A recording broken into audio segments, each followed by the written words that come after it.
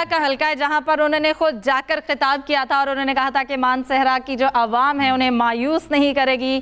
तो देखते हैं पिछले 2 इलेक्शंस की अगर बात करें, पीटीआई की वो जो वेव थी वो यहाँ पर नहीं पहुंच सकी उस तरह से, क्योंकि मानसहरा में स्ट्रांग होल्ड रहा कैप्टन सफदर साहब। पीटीआई की वेव मानसहरा में, गुजरांवाला में, जिस तरह गुजरांवाला में आपको याद होगा जो कौमी असम्बली की 6 नशिस्तें हैं और वहां पर क्लीन स्वीप किया था पीएमएलएन ने, बावजूद इसके कि जब आसपास जो है वो पीटीआई जीत रही थी। एनए 248 के नतायज भी सामने आ रहे हैं, ये देख सकते हैं। फारूक खालिद मकबूल सदीकी हैं और साथ में उनके उम्मीदवार हैं मध्य मुकाबिल हैं अरसलान खालिद साहब इस वक्त मध्य मुकाबिल हैं। 569 वोट अरसलान साहब ने लिए हैं, इंडिपेंडेंट हैं और एमक्यूएम यहाँ पे लीड कर रही है। आगे हैं बिल्कुल 3 हलकों का ये नतीजा है, पोलिंग स्टेशंस का। कराची सेंट्रल का ये जो है हल्का है। कुछ शायद शिकायत रही कि पोलिंग काफ़ी ताखीर से शुरू हुई, अस्करी 4 की बात कर लें, 246 की बात कर लें, लेकिन अब आकर लगता है कि चूंकि टाइम तो एक्सटेंड नहीं किया गया, गुजरात में हमने सुना कि एक्सटेंशन हुई टाइम की, यहाँ नहीं हुई, तो टर्न आउट शायद यहाँ पे सरप्राइज करे कि वो ना हो जो कि बाकी हलकों में हो रहा है। तहरीक इंसाफ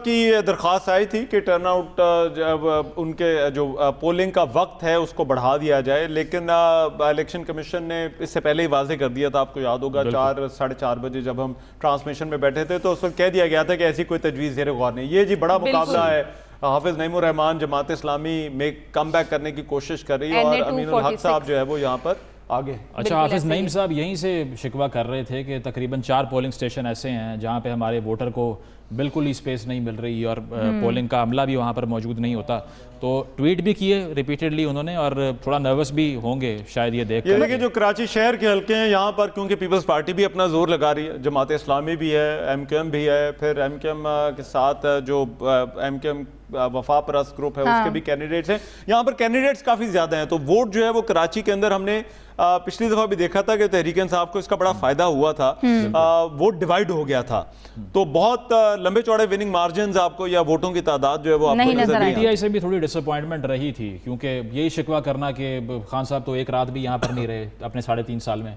आए और चले गए, तवज्जो नहीं दी इतनी, और इस बार बारिश का हो जाना वो भी शायद कोई फैक्टर प्ले कर जाए। एक और नतीजा वो हमारे सामने 241, ये भी कराची का ही नतीजा है जो सामने आएगा।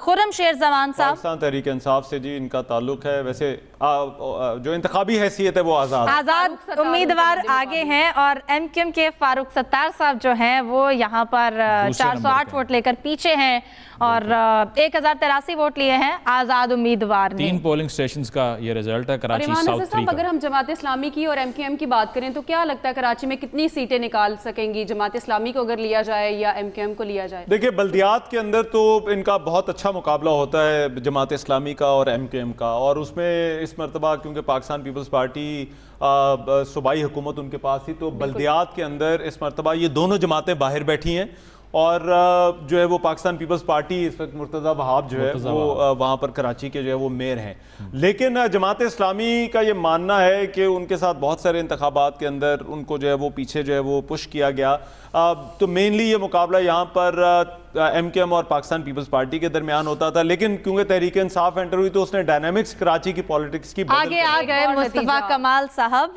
एनए 242 कराची किमाड़ी का ये हल्का है। कादिर मंदोखेल को यहाँ पे किसी हद तक डोमिनेट कर रहे हैं। वैसे तो सिर्फ 2 पोलिंग स्टेशंस का ये नतीजा है, 574 मुस्तफा कमाल साहब ने लिए यहाँ से और 369 या 89 गालिबन 389 जिस वक्त कादिर मंदोखेल ने लिए हैं वोट। मंदोखेल साहब ज़िमनी इलेक्शन जीत कर आए थे और इन्होंने उस इलेक्शन में आपको याद होगा मिफ्ता इस्माइल को भी जो है वो हराया था मंदोखेल साहब। उसके बाद टीवी टॉक शोज़ के अंदर बहुत ज़्यादा जो है वो इनको देखा गया और फिर ये वहीं से जो है वो ये पीपल्स पार्टी में भी इन्होंने अपना अच्छा नाम बनाया। लेकिन मुस्तफा कमाल साहब का मुझे याद है जो आखिरी 2 जलसे इन्होंने अभी रिसेंटली किए उसकी बड़ी पजीराई, इन्होंने कहा कि इतना नंबर हमने कभी ड्रॉ नहीं किया जितना आप कर रहे हैं। देखिए ये वही बात है, जब पहला इलेक्शन एमक्यूएम अपने मेन जो उनका पॉलिटिक्स जिस बुनियाद पर वो करते रहे उससे हट कर लड़ा, तो जाहिर बात है उनके जो पॉलिटिक्स का स्टाइल ही चेंज हो गया, उससे वोटर पर फर्क जरूर पड़ता है। तो अब शायद बेहतर हुए हों हालात, अभी देखना NA 150 का रिजल्ट बिल्कुल। और जैन कुरैशी साहब यहाँ पर इनकी लीड अब भी बरकरार है, बेशक क्लोज है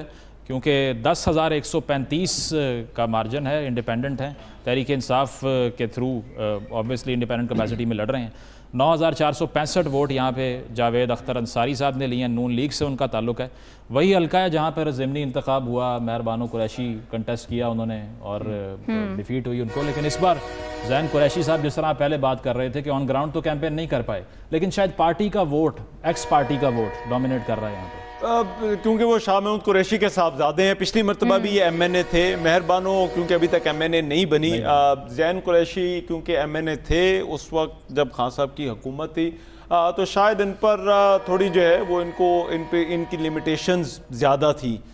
लेकिन अभी ये इंतखाब के अंदर मुल्तान में ये लग रहा है कि पाकिस्तान तहरीक इंसाफ का पार्टी वोट इंटैक्ट है। 71 के नताइज भी सामने आ रहे हैं स्क्रीन पर। रहमान नजर साहब, यहाँ पर ख्वाजा आसिफ और वही रेहाना डार, जैसे कि पहले हम बात कर रहे थे, बड़ा कांटे का मुकाबला है। लेकिन आहिस्ता आहिस्ता मार्जिन बढ़ता जा रहा है। ख्वाजा साहब की जो रनर अप रहने की पोजीशन है, सियालकोट के अंदर आप जितनी भी मेन जगहों के नाम जहाँ पर जो घंटा घर है और बाकी जो उनके बाजार हैं, अगर आप उनका नाम लें तो वो सारी की सारी जो है वो इसी कंस्टिट्यूएंसी के अंदर हैं। इसको हार्ट ऑफ सियालकोट अगर कहा जाए इस कंस्टिट्यूएंसी को तो रहमान, आपने यहाँ पर शो भी किया, ऑन ग्राउंड देखा, वोटर्स का टिल किस तरफ आपको लगा? मेरा ख्याल है यहाँ पर पार्टी का वोट बहुत बड़ी तादाद में मौजूद है और उसी का फायदा हो सकता है रेहाना डार को। लेकिन ये जो डार फैमिली है, ये ख्वाजा आसिफ आप जो है वो इनके जो वालिद थे उस्मान डार और उमर डार के, इम्तियाजुद्दीन साहब, वो पहले ख्वाजा आसिफ के साथ हुआ करते थे। फिर इनका टिकट के मामलात पर जो है वो इनका झगड़ा हुआ, जिसके बाद जावेद हाशमी जब तहरीक इंसाफ में आए थे तो वो डार फैमिली को लेकर तहरीक इंसाफ के अंदर आए थे। और फिर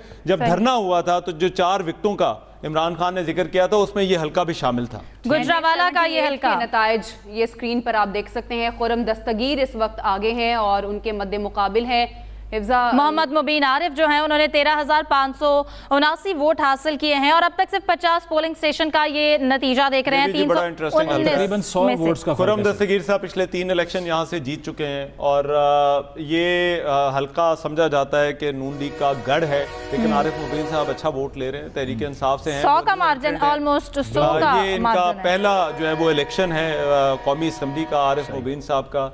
और खुरम दस्तगीर यहाँ पर क्योंकि वो बड़े पुराने सियासतदान हैं तो कैंपेन दोनों की बड़ी अच्छी थी।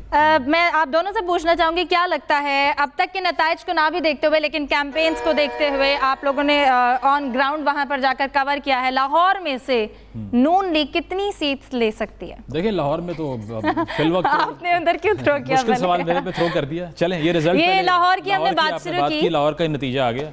10,789 वोट नवाज शरीफ साहब ने हासिल किया। NA 130 की बात हो रही है और ये तकरीबन 30 पोलिंग स्टेशंस का रिजल्ट है। बिल्कुल, और 7,857 वोट लिए अब तक यास्मीन राशिद ने। खुरम दस्तगीर के हल्के का आपको बता रहा था कि ये खुरम दस्तगीर का हल्का बिल्कुल GT रोड के ऊपर जो है वो है और GT रोड पर अगर आप लाहौर से इस्लामाबाद आ रहे हैं और अगर आप क्रॉस करें तो GT रोड के जो साथ जो पुरानी आबादी है जो गुजरांवाला की, इसके अंदर पॉश इलाके भी शामिल हैं, सेटेलाइट टाउन गुजरांवाला का वो भी इनके हल्के के अंदर है। तो वहाँ पर PTI का अच्छा खासा वोट बैंक मौजूद है क्योंकि गुजरांवाला जो है वो वैसे तो नून लीग का शहर है लेकिन वहाँ पर तहरीक इंसाफ ने पिछले इलेक्शन में 2018 में अच्छा परफॉर्म किया। सीटें सारी हारी थी लेकिन उन्होंने नंबर 2 पे जो है मुकाबला अच्छा किया था। अब देखना यह है कि गुजरांवाला में क्या कोई डेंट पड़ता है नून लीग को या नहीं।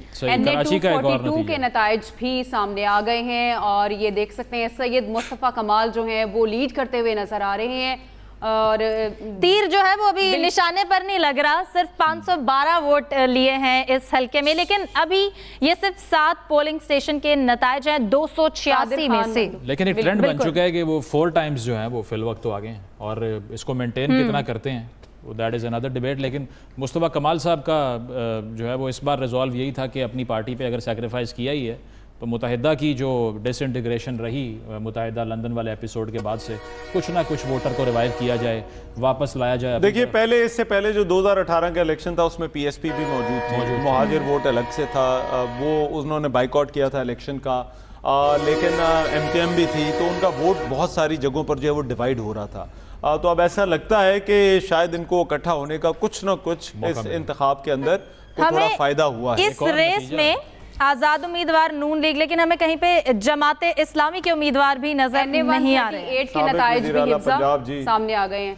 जी हाँ, मियां मंजूर खान वट्टू इस वक्त यहाँ पर आजाद उम्मीदवार के तौर पर आगे हैं, 7,284 वोट लिए हैं। और मोहम्मद मोइन वट्टू नून लीग के उम्मीदवार 5,850 वोट लेकर पीछे हैं। एक बरादरी मध्य मुकाबिल खड़ी हो। ये मुबीन भट्टू साहब यहाँ से बड़े तगड़े कैंडिडेट हैं, ये पिछले इलेक्शन जीतते भी आ रहे हैं और ये यहाँ पर अच्छे और जो है वो तगड़े कैंडिडेट्स में इनका शुमार होता है। लेकिन भट्टू साहब पार्टी का वोट मिल रहा है। भट्टू साहब को ऐसा लगता है कि पाकिस्तान तहरीक इंसाफ जो है वो इनको आज़ाद हैसियत जो है वो इनको एक अच्छा वोट जो है वो पड़ रहा है इस मरतबा। बिल्कुल 135 का रिजल्ट नेक्स्ट हमारी स्क्रीन पर आ रहा है, 135। और ये तमाम नताइज गैर हतमी गैर सरकारी है। बिल्कुल। मोहम्मद अकरम भट्टी साहब यहाँ पे इंडिपेंडेंट कैंडिडेट हैं, 834 वोट लिए हैं इन्होंने। 2 पोलिंग स्टेशंस का ये नतीजा है। और मुस्लिम लीग नवाज़ यहाँ भी रनर अप दिखाई दे रही है। अब तक 714 वोट यहाँ पर अब्बास साहब ने लिए हैं और NA 135 की ये बात हो रही है। तो चूँकि इतने नताइज अनाउंस कर चुके हैं, हम तो डिजर्व करते हैं कि एक ब्रेक ही ले ली जाए। बिल्कुल, जैसे कि मुजम्मिल का गिला भी था, इनको कॉफी पिलाते हैं और हमने अभी डिस्कशन का सिलसिला जारी रहेगा और मुजम्मिल का गिला दूर करते हैं। बड़ी देर चलना है, ये बड़ी देर तक चलेगा अब तक के लिए। ब्रेक शामिल करते हैं, ब्रेक के बाद वापस आएंगे।